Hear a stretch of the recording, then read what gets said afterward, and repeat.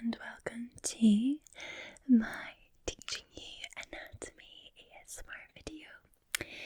This time we are going to look at the special senses. Now, senses are very important, especially in the ASMR community, so I thought it was a good idea to teach you and help you to relax at the same time about your senses and why perhaps you may experience some pleasure in the form of ASMR.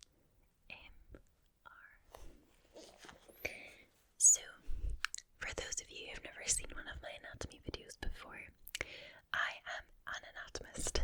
That's what I studied, so I really enjoy bringing science and biology and combining it with ASMR. And I do actually have classes, by the way. I'm not just trying to look smart, or am I? So, historically, physiologists thought humans had just 5 senses: smell, taste, sight, hearing, and touch. Today they recognise many more. The original sense of touch has been categorised into multiple types of general senses, including pressure, touch, pain, and others. Smell, taste, sight, and hearing are now classified as special senses. So, we're going to learn about the special senses. The first one is olfaction. Olfaction. Olfaction. The sense of smell occurs in response to odours that stimulate sensory receptors in the extreme superior region of the nasal cavity, called the olfactory region. The olfactory region is lined with a specialised epithelium called olfactory epithelium. This is a picture of inside your nose.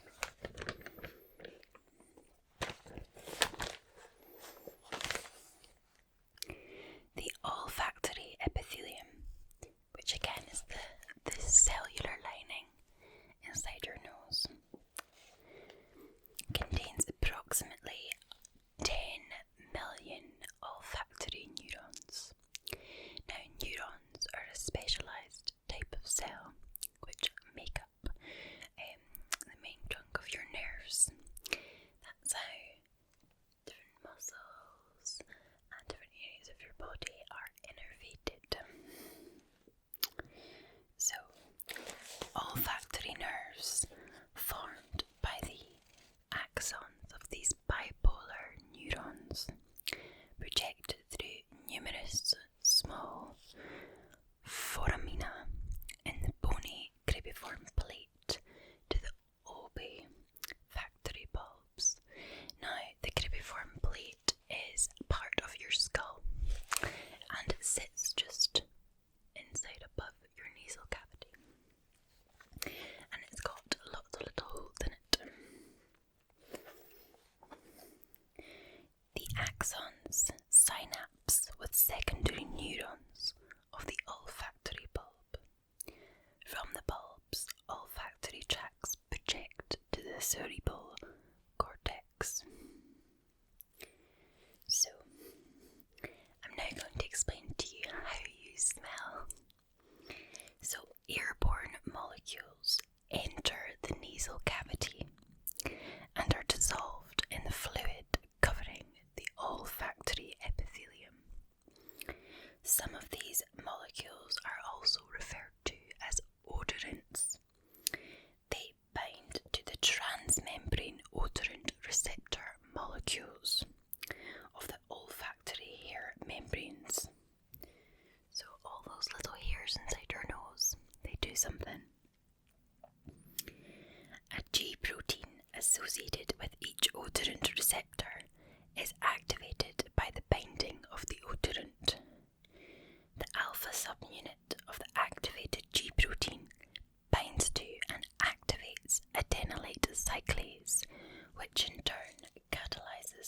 formation of cyclic AMP from ATP. The cAMP in these cells cause the sodium and calcium channels to open.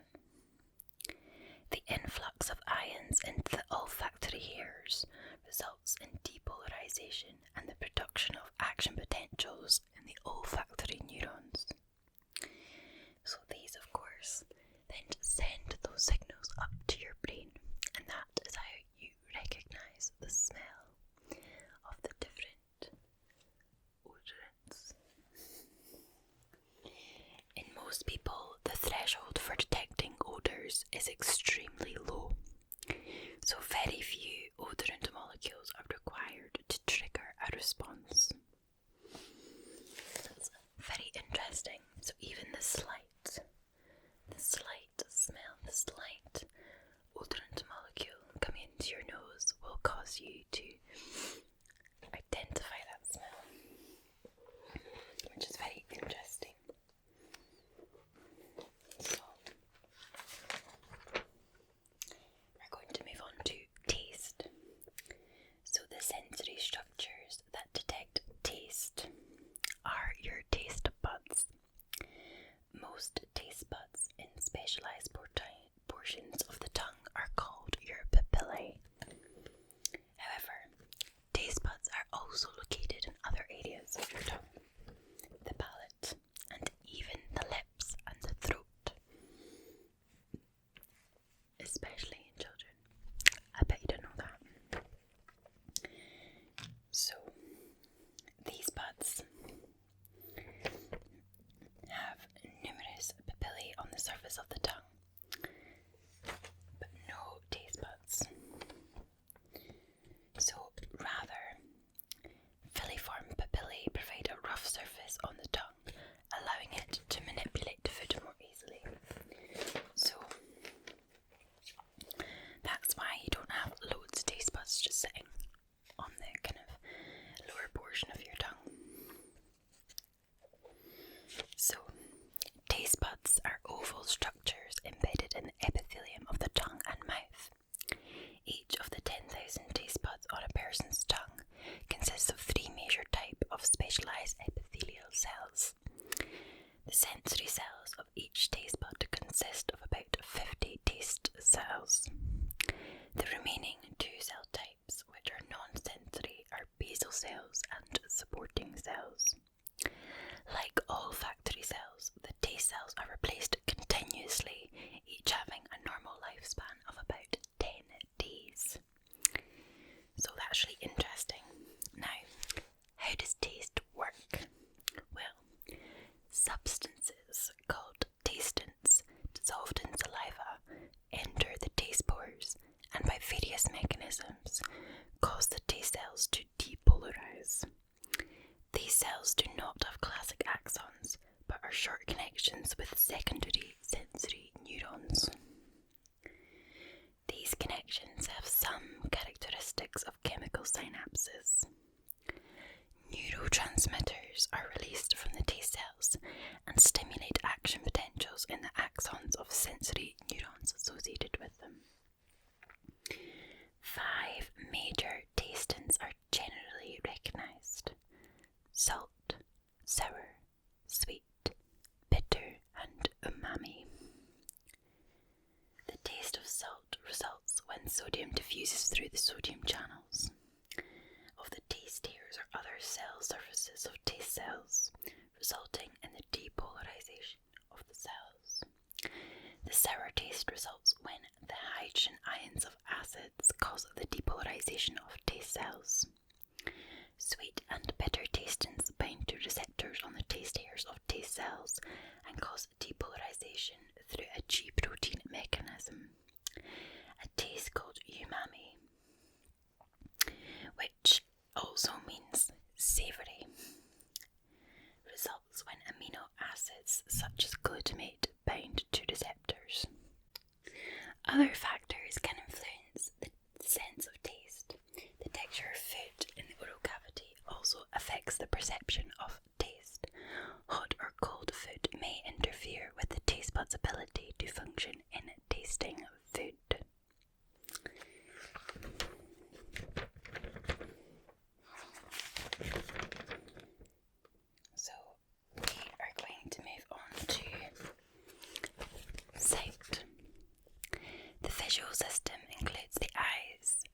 accessory structures and the optic nerves, tracts and pathways.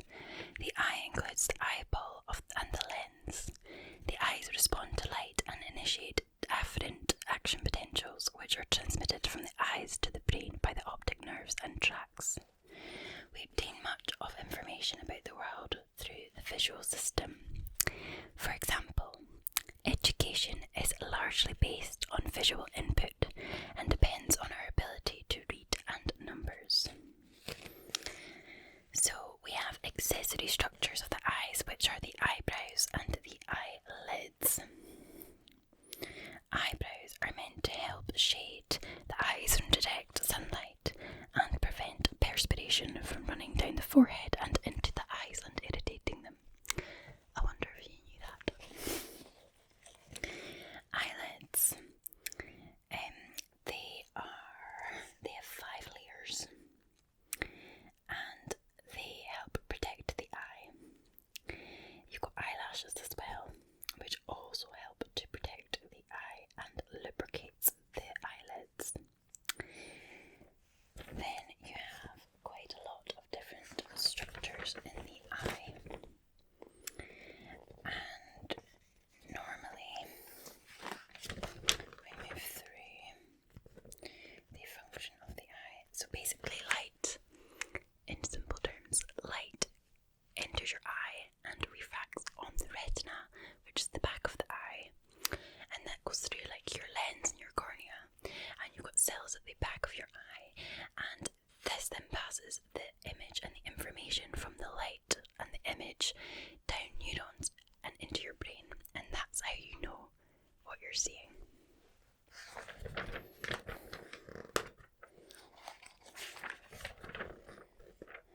It gets very complicated. We can maybe do another one about the eye. Now, we also